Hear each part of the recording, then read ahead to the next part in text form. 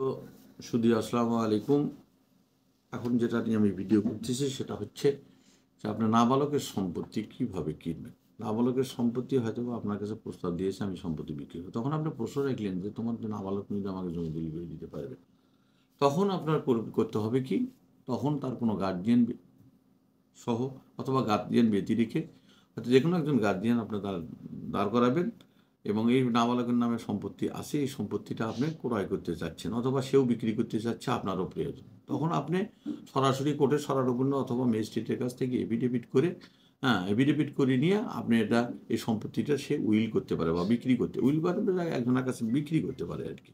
তো সেই সম্পত্তিটা আপনি যখনই নাবালকের নিতে যাবেন, তখন আপনার নাবালকের ম্যাজিস্ট্রেটের কাছ থেকে এফিডেভিট করিয়ে নিয়ে যে তার শিক্ষার লেখাপড়া করার জন্য তার সাংসারিক অসুবিধার কারণে সে নাবালক যদি জমিটা বেচা বিক্রি করার প্রয়োজন বোধ করতেছে, তখন আপনি করবেন কি, এই সম্পত্তিটা আপনি তখন ম্যাজিস্ট্রেটের কাছে তার সঙ্গে করে নিয়ে যান।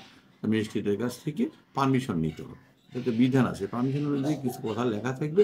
আপনারা উকিলের সঙ্গে পরামর্শ করবেন, উকিলের সঙ্গে পরামর্শ করে সেই ব্যতিরেক আপনার তার যখন ম্যাজিস্ট্রেটে তার অ্যাটর্নি অফ পাওয়ার দিয়ে দেবে, অ্যাটর্নি অফ পাওয়ারের বলে সে জমিটা আপনি ক্রয় করতে পারবেন। হয়তো বা দেখা যাচ্ছে সম্পত্তিটা আপনার কাছে বেচতে চাচ্ছে, আপনার বাড়ির পাশে, আপনিও নিতে চাচ্ছেন।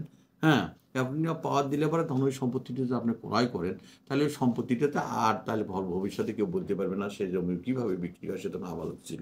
কিন্তু যখন আপনি বলবেন যে আপনি অ্যাটর্নি অফ পাওয়ার নিচ্ছি আমি ম্যাজিস্ট্রেটের কাছ থেকে, তার সাংসারিক অসুবিধার কারণে অথবা তার লেখাপড়ার কারণে অথবা তার একটা চিকিৎসা করার কারণে, যে সে তার চিকিৎসা করাতে অনেক টাকার প্রয়োজন, তখন হয়তো আপনি এটা এফিডেভিট করে নিয়ে তার সম্পত্তিটা আপনি রেজিস্ট্রি অফিসে গিয়ে, তার একজন গার্জিয়ান সাব্যস্ত থাকলেও তার সহকারে তার হয়তো চীনের সাক্ষী নিলেন আপনার দলিলের মধ্যে নিয়ে, আপনি দলিলটা অনায়াসে রেজিস্ট্রি করতে তার কাছ থেকে ক্রয় করতে পারবেন, অর্থাৎ সে আপনাকে রেজিস্ট্রি করে দিয়ে দিবে।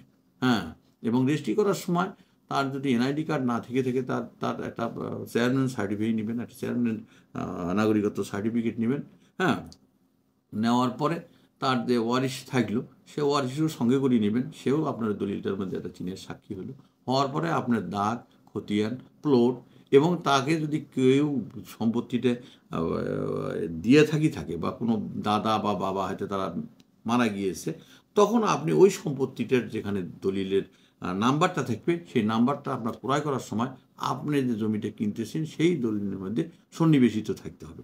তার গর্ভে এটা লেখা থাকতে হবে অমুক দৃষ্টিকৃত দলিল অমুক তারিখে তার বাবা তাকে দান করে দিয়েছে বা হেবা করে দিয়েছে, এখন সে নাবালক, এখন তো আবার বাবা মারা গিয়েছে।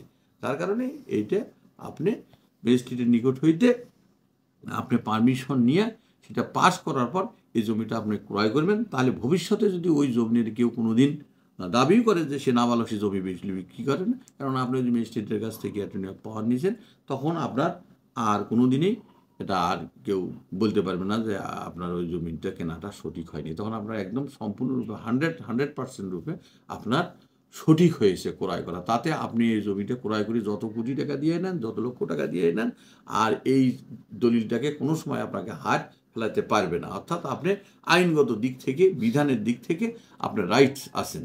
তাতে করে আপনি সম্পত্তি টাকা দিয়ে কিনে নিলেও আর আপনার টেনশনের কোনো কারণ নেই। আর আপনারা কমেন্ট বক্সে আমাদের প্রশ্ন রাখবেন এবং কমেন্ট বক্সে আমাদের হোয়াটসঅ্যাপ নাম্বার দেওয়া থাকবে, কমেন্ট নাম্বারে আপনারা প্রশ্ন রাখবেন এবং প্রশ্ন রাখলে আমরা সঠিকভাবে সুন্দরভাবে আপনাদের কাছে বুঝাই দিতে পারবো, তাতে কোনো সন্দেহ নেই। আশা করি আপনারা আমাকে কমেন্ট বক্সে প্রশ্ন করবেন, প্রশ্ন করলে আমরা উত্তর দিতে সক্ষম হব ইনশাআল্লাহ।